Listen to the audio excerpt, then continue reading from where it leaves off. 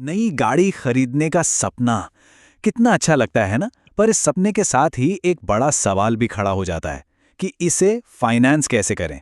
ज्यादातर लोग car loan के बारे में सोचते हैं, लेकिन यहीं से शुरू होती है असली कंफ्यूजन।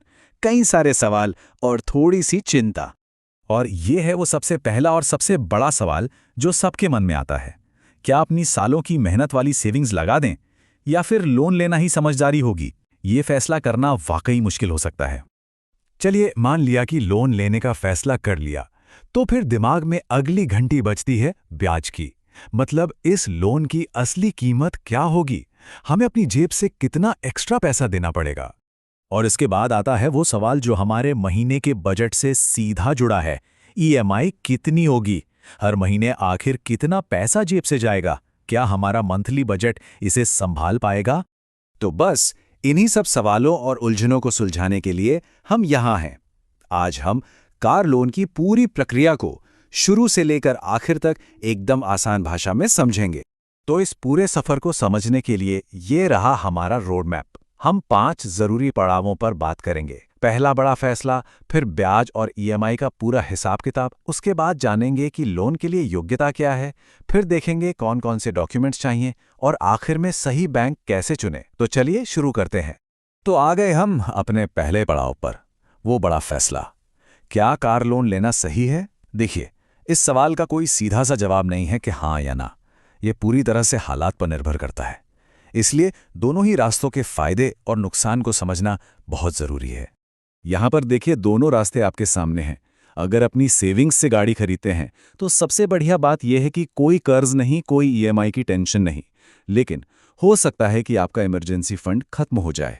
दूसरी तरफ लोन लेने से गाड़ी तो फौरन घर आ जाती है और टाइम पर पेमेंट करने से क्रेडिट हिस्ट्री भी अच्छी होती है। पर हाँ, ब्याज के तौर पर एक्स्ट्रा पैसे भी तो चुकाने पड़ते हैं। तो फैसला पूरी तरह से आपकी अपनी फाइनेंशियल सिचुएशन पर डिपेंड करता है। तो जब फैसला हो गया कि लोन लेना है, तो अब बारी आती है थोड़ा हिसाब किताब करने की। घबराइए मत, हम इन नंबरों को बहुत ही आसान तरीके से समझेंगे। चलिए लोन के सबसे जरूरी आंकड़ों को डिकोड करते हैं। सबसे पहले इंटरेस्ट रेट। ये क्या होता है? बिल्कुल आसान भाषा में कहें तो ये वो फीस है जो बैंक आपसे अपने पैसे इस्तेमाल करने के लिए लेता है। समझिए, ये पैसे का किराया है। और जाहिर है, ये रेट जितना कम होगा, आपका लोन उतना ही सस्ता पड़ेगा। और दूसरा बड़ा शब्द है ईएमआई, मतलब इक्वेटेड मंथली इंस्टॉलमेंट।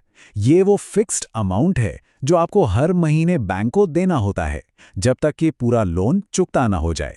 आपके लोन की रकम, ब्याज दर और आपने कितने समय के लिए लोन लिया है, इन तीनों चीजों से मिलकर आपकी ईएमआई तय होती है। चलिए इसे एक छोटे से उदाहरण से समझते हैं। मान लीजिए आपने 5 लाख रुपए का लोन लिया 9% के सालाना ब्याज पर और चुकाने के लिए 5 साल का समय लिया। तो आपकी हर महीने की ईएमआई बनेगी करीब करीब 10,379 रुपए। तो इस तरह से आप देख सकते हैं कि लोन अमाउंट और समय आपके महीने के बजट पर सीधा असर डालते हैं।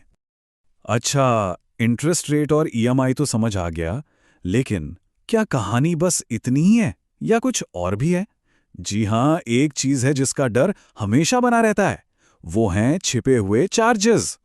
ये वो चार्जेस हैं जो मोटे मोटे अक्षरों में नहीं लिखे होते, जैसे कि प्रोसेसिंग फीस, अगर आप लोन समय से पहले बंद करना चाहें तो प्रीपेमेंट चार्ज, या फिर लेट पेमेंट पेनल्टी। ये सारे छोटे छोटे चार्जेस मिलकर आपके लोन की कुल लागत को अच्छा खासा बढ़ा सकते हैं। तो इनके बारे में पूछना कभी मत भूलिएगा।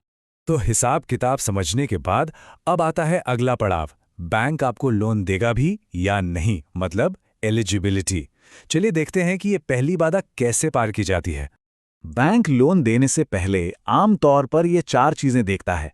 आपकी उम्र, आपकी इनकम कितनी है और कितनी स्टेबल है, आपकी नौकरी पक्की है या नहीं, और सबसे जरूरी, आपका क्रेडिट स्कोर। क्रेडिट स्कोर एक तरह से आपका फाइनेंशियल रिपोर्ट कार्ड है। स्कोर जितना अच्छा होगा, बैंक को उतना ही भरोसा होगा कि आप लोन समय पर चुका देंगे और लोन मिलने के चांस उतने ही बढ़ जाएंगे। ठीक है, अगर आप एलिजिबल भी हैं तो अब बारी आती है कागजात की। जी हाँ, थोड़ी सी पेपर वर्क की तैयारी तो करनी पड़ेगी, पर यकीन मानिए ये उतना भी मुश्किल नहीं है जितना सुनने में लगता है। आपको बस ये 4 जरूरी दस्तावेज तैयार रखने हैं। पहला, आपकी पहचान का सबूत, जैसे आधार कार्ड या पैन कार्ड। दूसरा, आपके पते का सबूत। तीसरा, आपकी इनकम का प्रूफ, जैसे सैलरी स्लिप या बैंक स्टेटमेंट। और चौथा, जिस गाड़ी को आप खरीदना चाहते हैं उसका कोटेशन। बस। और लीजिए, हम आ गए अपने सफर के आखिरी और शायद सबसे जरूरी पड़ाव पर। अब जब सारी जानकारी हमारे पास है, तो सवाल यह है कि इतने सारे बैंकों में से अपने लिए सही बैंक कैसे चुनें? यहां इस टेबल को देखिए। बैंक ए का इंटरेस्ट रेट कम है, लेकिन उसकी प्रोसेसिंग फीस ज्यादा है। वहीं बैंक बी का इंटरेस्ट रेट थोड़ा ज्यादा है, पर वो आपको लोन जल्दी चुकाने का मौका दे रहा है। तो कहने का मतलब यह है कि सिर्फ सबसे कम ब्याज दर देखकर फैसला मत कीजिए, सारी शर्तों को तौलना बहुत जरूरी है। तो यहां सबसे बड़ा सबक यही है, सबसे अच्छा लोन वो नहीं है जिसका इंटरेस्ट रेट सबसे कम हो, बल्कि वो है जिसकी ओवरऑल शर्तें यानी सारी की सारी कंडीशंस आपके लिए सबसे फायदेमंद हो। तो ये थी कार लोन की ए से जेड तक की पूरी कहानी। उम्मीद है कि अब ये सारी बातें बिल्कुल साफ हो गई होंगी। बड़ा फैसला लेने से लेकर ईएमआई का हिसाब समझने और सही बैंक को चुनने तक।